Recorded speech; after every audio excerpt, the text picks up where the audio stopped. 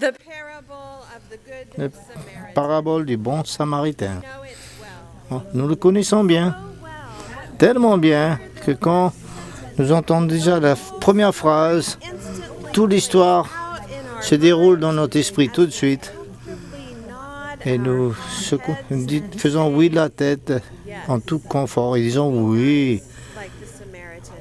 Oui, il faut être gentil comme le Samaritain, il faut aider les gens. Mais Luc, celui qui articule tellement bien un évangile de service social, il voulait partager un enseignement de Jésus qui nous amène beaucoup plus loin que le simple sentiment de se sentir bien en disant oui, en hochant de la tête. Jésus rentre dans notre espace personnel et il pousse les limites de notre compréhension de la nature de la loi et de la nature de Dieu. Jésus ne nous laissera pas se contenter d'un dialogue théologique fascinant, des va-et-vient, des explorations compliquées, récitant les commandements les plus importants ou parlons sans arrêt de nos principes permanents, mais pour s'arrêter juste avant de faire quelque chose. Pourtant, un Samaritain qui voyageait dans le coin. Ceci est une histoire pour des personnes comme vous et moi. Des gens qui savent qu'ils ont entamé un voyage d'aventure, d'ouverture, de recherche.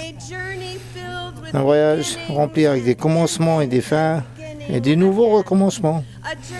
Un voyage de naissance, de renaissance, d'avancer, de simplement vivre en surface pour être entièrement présent, éveillé, rempli de l'esprit. Un très long voyage dans la même direction.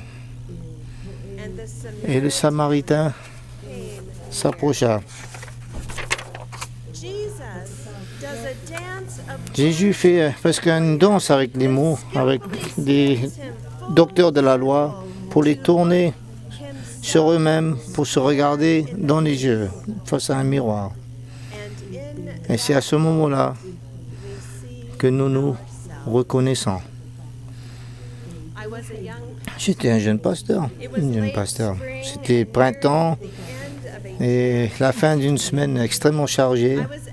J'étais à notre petite église blanche, au coin, faisant les choses que les pasteurs font pour soutenir la vie de la congrégation. J'ai ramassé tout ce que je devrais prendre pour ramener à la maison. J'ai franchi la petite porte sur le côté de l'église. Et du coin de l'œil, je l'ai vu. Il était assis à l'avant de l'église, probablement du coin. Un homme hispanique d'une trentaine, poussiéreux, mal habillé, les coudes sur les genoux, avec son visage entre ses mains. J'ai gardé les yeux avertis et je me suis dit, oh là là, je ne voulais pas le voir. Alors deux voix ont entamé un dialogue dans mon esprit. Qu'est-ce que je fais maintenant? Peut-être qu'il a besoin d'aide. Mais je suis si fatigué. Peut-être que son enfant est malade. Je suis une femme et je suis toute seule. Il a peut-être faim. Je dois rentrer à la maison, mes enfants m'attendent. Peut-être qu'il veut juste parler. Mon espagnol n'est pas terrible. Tu pourrais peut-être faire quelque chose pour l'aider. J'ai pas le temps. Il a peut-être besoin que d'une minute. Non, je ne vais pas m'arrêter. Peut-être que la personne prochaine s'arrêtera. Et je suis parti dans ma voiture. Oui, je peux me reconnaître dans l'histoire du prêtre et du lévite dans ce parabole. Et peut-être vous aussi. Ça fait presque 2 décennies depuis que je suis monté dans ma voiture et que je suis parti ce jour-là. J'ai eu beaucoup de temps de réfléchir sur la nature de la peur et comment cela nous empêche de se joindre à Dieu qui, lui, œuvre déjà partout autour de nous, qu'il s'agit de s'approcher des gens, des individus ou des avocats pour la justice au nom de plusieurs. Nous avons peur. Nous avons peur d'être rejetés. Nous avons peur de ne pas avoir les réponses.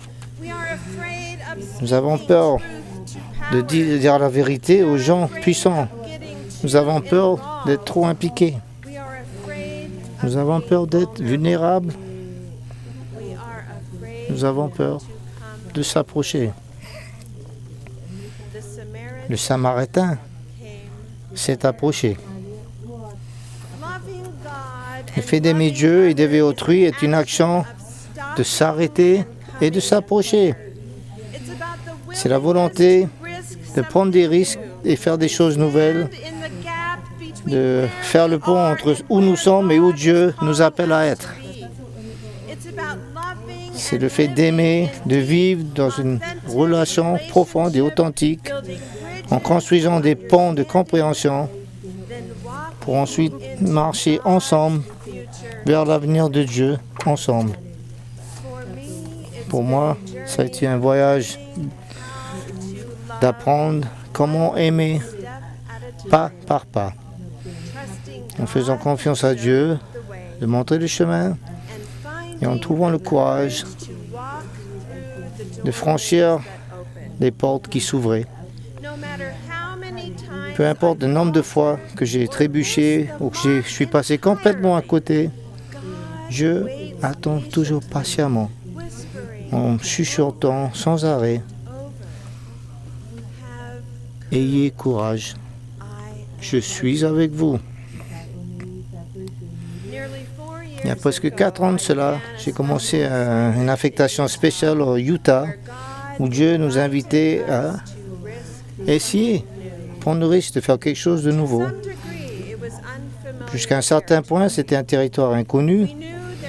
Nous savions qu'il y avait beaucoup de chercheurs qui recherchaient la communauté du Christ, mais à part envoyer quelqu'un pour être là en personne, on avait très peu de détails sur la nature d'une réponse fidèle et à quoi ça pourrait ressembler.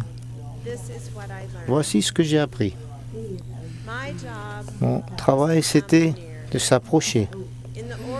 Dans la vie ordinaire de tous les jours à Utah, mon travail était de m'impliquer pleinement en ce moment, d'écouter, d'aimer, de prier, de marcher à côté, de tenir les mains et les cœurs alors que nous découvrions les pas suivants ensemble.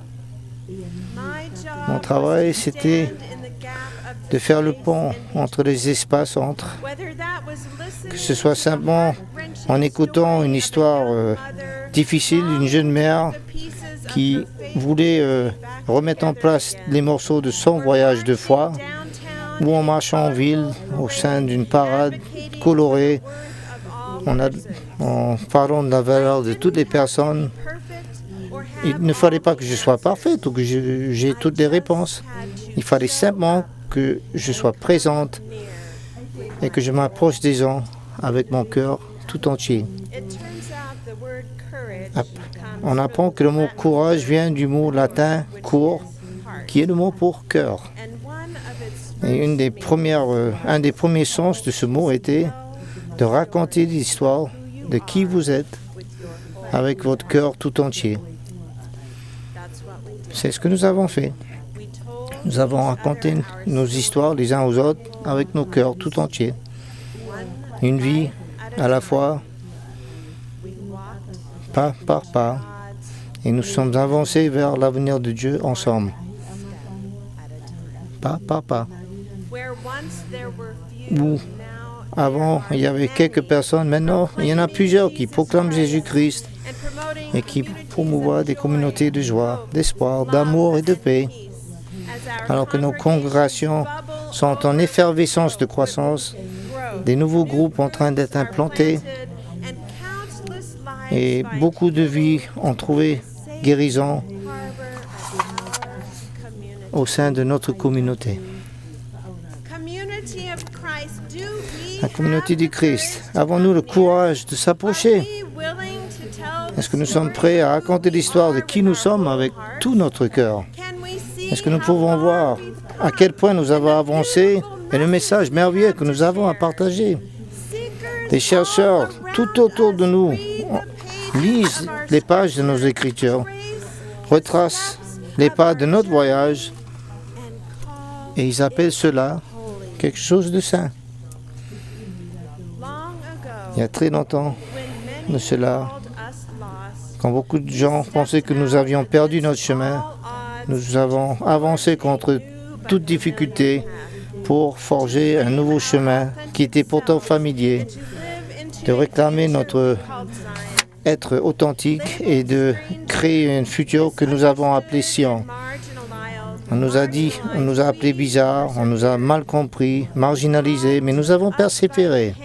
Dieu nous a pris par la main, il nous a appris comment aimer et vivre en tant qu'un seul. Mais ce n'a pas été facile. Il est difficile d'être un peuple qui célèbre la diversité, la valeur de toutes les personnes et qui invite la voix de chacun à être partagée à la table. Il est difficile d'être un peuple qui cherche à avancer toujours, qui a faim toujours d'entendre la voix de la révélation continue, articulée à travers un prophète de nos jours. Il est difficile d'être petit, parfois isolé, tout seul, face à des défis énormes, et pourtant toujours de se sentir poussé à être un avocat de la paix, d'être la voix de ceux qui n'ont pas de voix, de parler la vérité aux puissances et d'essayer de faire une différence dans le monde, dans l'espoir qu'au moins un enfant de moins ira au lit affamé, un étranger de plus sera accueilli et qu'une seule arme de plus sera transformée. Il est difficile d'être un peuple qui est prêt à parler des questions difficiles, controversées, qui ont le potentiel de créer des tensions, de précipiter des conflits, de faire du tort aux relations, voire même de nous diviser. Il est difficile de suivre de façon fidèle Jésus dans des eaux de plus en plus profondes. Mais nous avons été si blessés jusqu'à présent. Et il y a tant de choses encore à voir et tant de choses encore à faire. Alors que nous avançons avec confiance pour vivre de façon prophétique, n'oublions pas ce que nous avons appris au cours de notre chemin ensemble.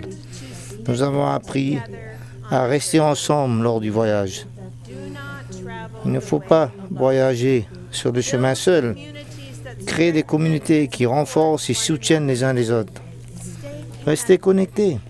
Partagez vos histoires authentiques de vos vies. Soufflez sur les flammes de l'espoir. Célébrez chaque joie. Soutenez-vous les uns les autres pendant les moments de souffrance, de douleur. Tenez-vous les mains. Surtout quand la route est rocheuse et qu'il y a peu de lumière sur le chemin devant vous. Nous avons appris à parler avec courage et un entier respect des uns des autres et d'écouter dans l'amour. De libérer toutes les voix demande un engagement profond, un dialogue dans la fidèle. Et enfin, ça devient un exercice d'humilité, de patience et de transformation.